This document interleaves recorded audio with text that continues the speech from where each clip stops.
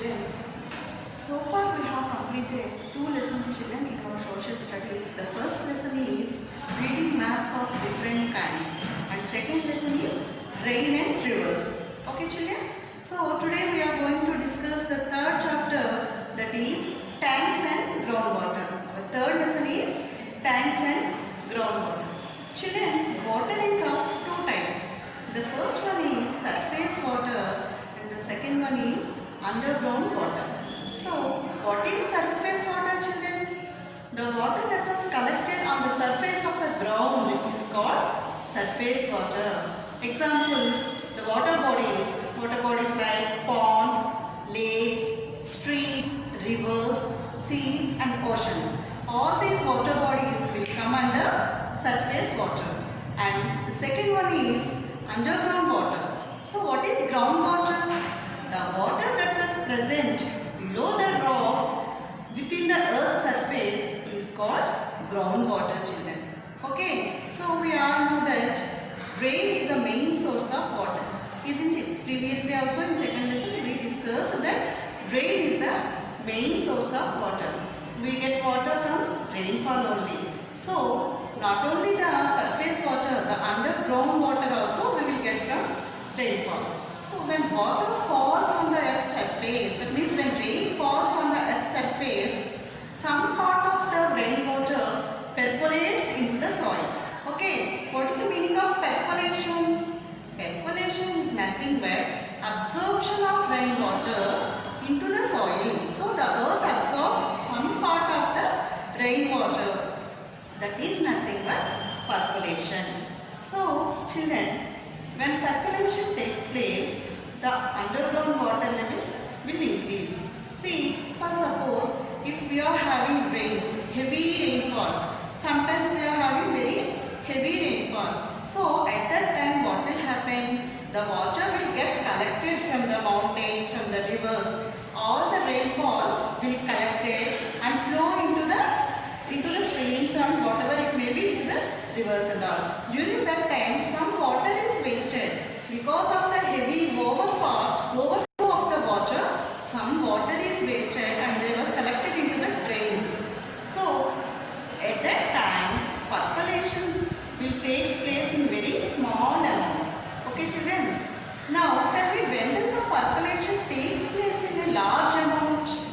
See, sometimes we observe rain falling slowly. Okay, from morning to evening it goes on raining. Okay, in very slow amount of rainfall will occur. So at that time percolation will take place in large amount. Okay, the amount of percolation will be more when it rains slowly and continuously for a long time. Okay children? See children, note down these points children. So let us see what is surface water. You have to note down in your notebooks all these points children.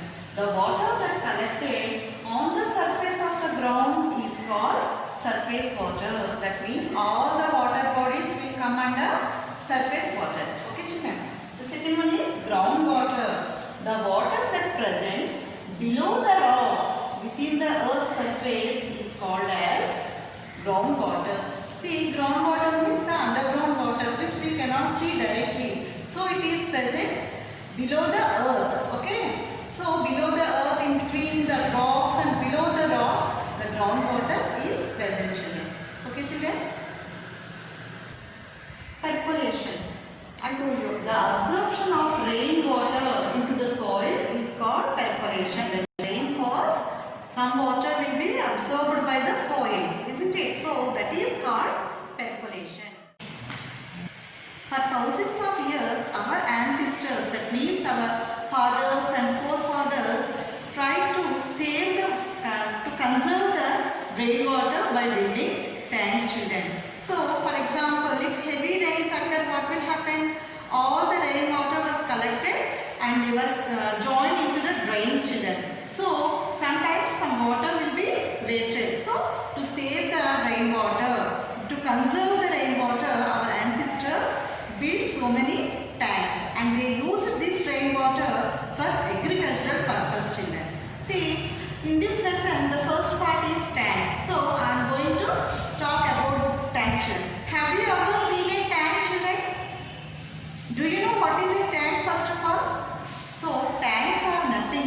చెరువులు. Okay, in Telugu we call it as చెరువులు. So, have you ever seen a tank? Yes or no? Okay. So, sometimes in summer holidays and all, we used to go to our grandparents' house, isn't it, children? There we can find these tanks in villages. Mostly in villages we used to find these tanks, isn't it? Yes. See children, you know very well our country was ruled by, so many years back our country was ruled by many kings, isn't it? So the South Indian kings like Kakatiyas and Vijayanagara kings built so many tanks in Telangana and coastal Andhra Pradesh, children. So in those areas, even though till today some villages have one or two major tanks. Okay children. Children, do you know how tanks were built, children? See here. How tanks were built. Tanks were built by constructing a strong wall with stones and muds across a small stream. See here. Tanks were built by constructing a strong wall. So by using stones and mud, they have to construct a strong wall across a small stream so that tanks can be built. Okay children. See, I told you that many kings built tanks. Okay. So sometimes the military agents, the Nayakas, they used to build the tanks. In villages, the villagers themselves used to build the tanks for their purpose. Okay children. See, now when repairs occur, see sometimes because of heavy rains, what will happen? The wall may damage. Okay, at that time the water will come out of the tanks and it will be wasted. So that sometimes when repair occurs to these tanks, all the villagers unitedly make the repairs. So everyone is responsible. So all the villagers are responsible for the maintenance of the tanks in the village. See, they appointed a person to regulate the use of water from the tanks. See, whatever water we are using from tanks, somebody will take more water for their fields and somebody will take less water. So a person is appointed to regulate all these things. So the person who regulates the use of water from tanks is called Neerati. The particular person is called Neerati or Neeru Katte Manishi. See here. The person who regulates the use of tank water. The person who regulates the use of tank water is called, we call that person as Neerati or Neeru Katte Manishi. So the villagers will appoint that particular person to regulate the use of tank water. Okay children, during rainy season or during the time of floods, what will happen? Heavy rains occur, isn't it? When heavy rains fall, what will happen? All the mud and sand from the hills, mountains that will collected with the rainwater, and it was come down from the slopes, isn't it? And it was collected into the tanks, rivers and all. Okay. So as I said in the second lesson, rain and rivers, the amount of silt, that is nothing but mud and sand collected along with the rainwater, is called silt.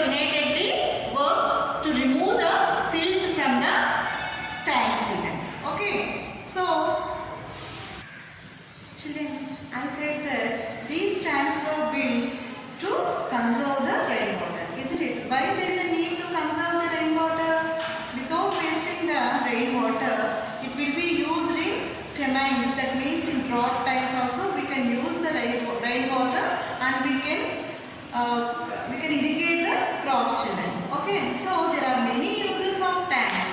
Let us know what are the uses of tanks. Tanks supply drinking water to the people, and not only for the people and for their cattle also. Okay, see here, the tanks supply drinking water to the people and for their cattle. Tanks help in irrigating fields. Even in drought years, they could raise at least some crops. Drought years means, children, what is the meaning of drought? Sometimes rain may not occur in some years. Okay, in monsoon season also we may not have any rainfall. So at that time what will happen? There is no possibility to grow the crops. So at that time this tank water is used for irrigation, children. So for that purpose tanks were built, and because of the conservation of the tanks, conservation of rainwater in the tanks, it is possible to grow crops even in famine times and drought years also, children. See, next third point is tanks helps to increase the water level in the wells nearby. Have you ever saw a well, children? In olden days, that means your fathers and grandfathers, they may have seen a well. In some areas, till now also we can see some wells. Okay, not all the places, only a few places we can see a well, children. So what will happen because of these tanks? The underground level of the wells will also increase. Okay, if there is a tank and nearby there are some wells, what will happen? Because of the water present in the tanks, the underground water of the wells will also be increased. See, the tanks helps to prevent overflow of rainwater and soil erosion. See, because of the tank water, what will happen? To prevent the run flow of the heavy water from rains, these tanks were built. So, tanks prevent the flow of rainwater and soil erosion. See, if heavy rain falls, all the soil, the top layer of the soil will eradicate it. That means soil erosion takes place. Because of the tanks, it is easy to prevent the soil erosion. Fifth point, every year people would collect the silt and apply to their fields to fertilize the soil. Children, do you know that silt is very fertile, children? It is very useful for growing crops. That is the reason all the villagers, they will remove the silt from the tanks and they will apply that silt to their fields so that the soil will get fertilized and crops will be grown heavily. Okay, children? So the tanks not only benefited one or two persons but all the people in the village. As I said, the tanks are not for the benefit of the one or two persons. That means all the villagers are equally benefited by the tanks. So all the villagers will equally utilize the benefits of the tanks, children. It is not for one or two. All will get the same benefits.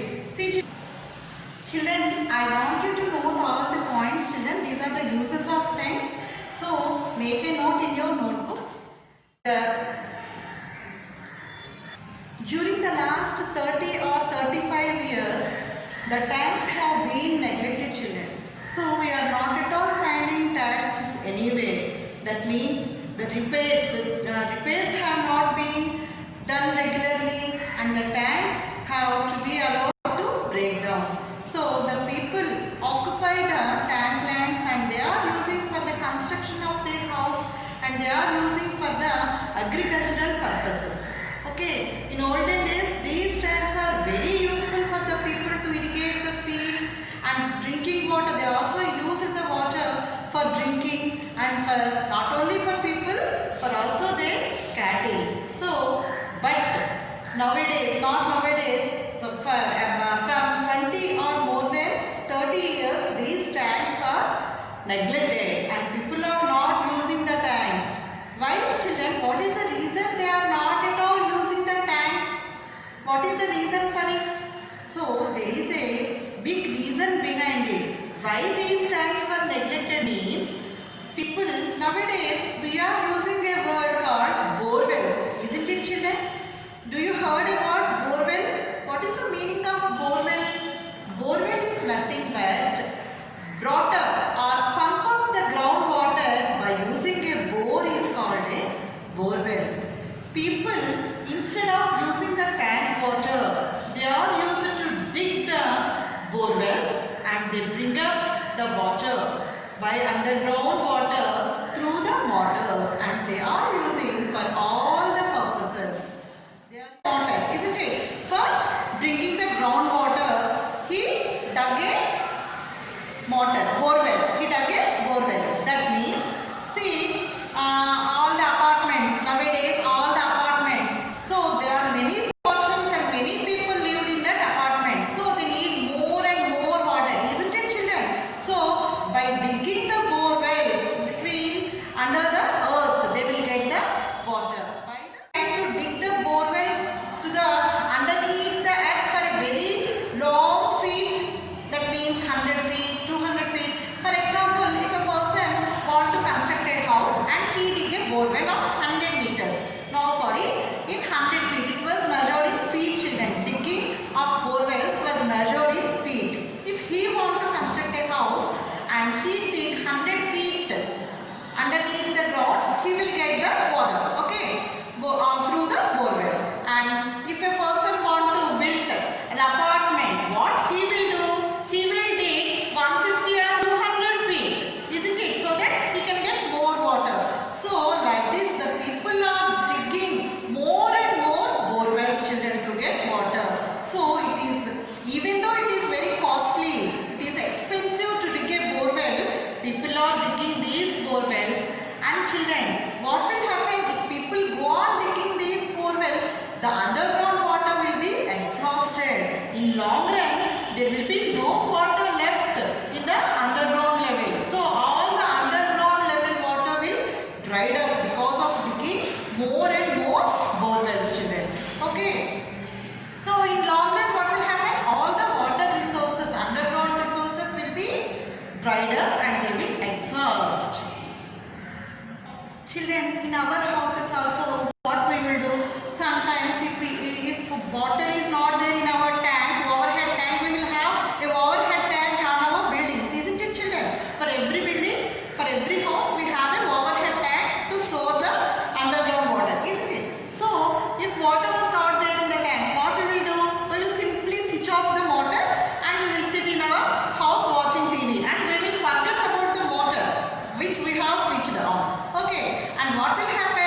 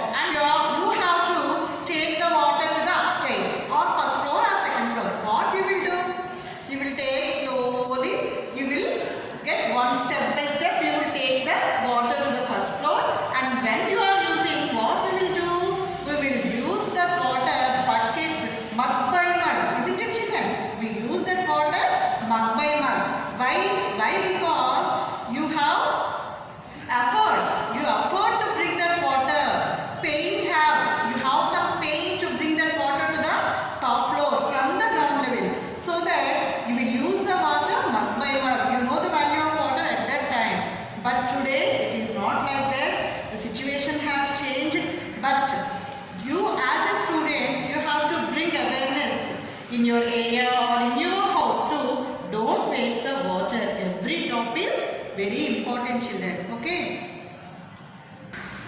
Children, today in this class, we discussed about tanks, what are the uses of tanks, who built the tanks in olden days, and how tanks are useful to the people, and why tanks are neglected in these days. So children, I hope you all have understood.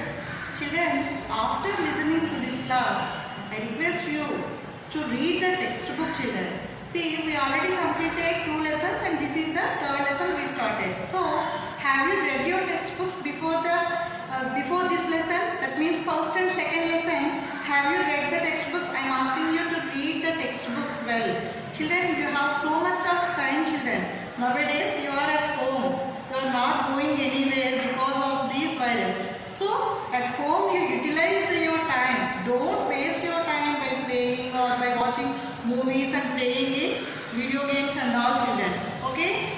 Use your time. Utilize your time properly. Read the textbook. It is very important to read the textbook, children. If you have textbooks with you, read the textbooks, children. From point to point, underline the sentences which are important and read the textbook thoroughly. Okay, children? I hope you all will understood. Okay, children? Next, children, today in this class I am going to give an assignment. So, see, let us see what is that. The first question is, what is groundwater? I told you in the beginning of the lesson what is groundwater. Write the uses of tanks. I gave you some points, isn't it? Uses of tanks. Write the uses of tanks. And the third one is prepare some slogans on the importance of water. So today we learn the importance of water. That means why rainwater should be conserved in tanks, isn't it? And it was used for the next season. That means when we have famines or droughts, when there is no rain, at that time we are using these tank water for irrigation and all. So prepare some slogans to know the importance of water. That means save water, without water there is no life. Like that you have to prepare some slogans of your own, children. Okay, I hope you all will understood this class well and read well, children. Read the textbook. I made a call to all of you and you respond